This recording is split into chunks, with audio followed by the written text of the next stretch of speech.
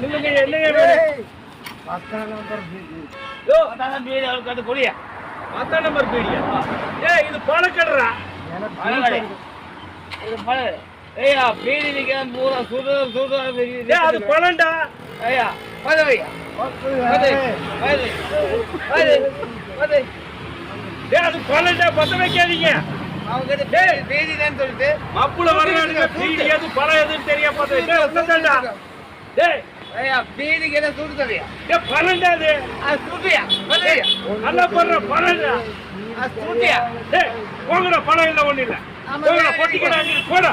போடா. பழக்கடையில வந்துட்டு பீடி எது பழம் எதுன்னு தெரியாம பீடி பழத்தை எடுத்து பத்த வைக்கிறீங்களாடா? நாட்டுல இந்த குடிகாரனுக்கு தொல்லை தாங்க முடியல.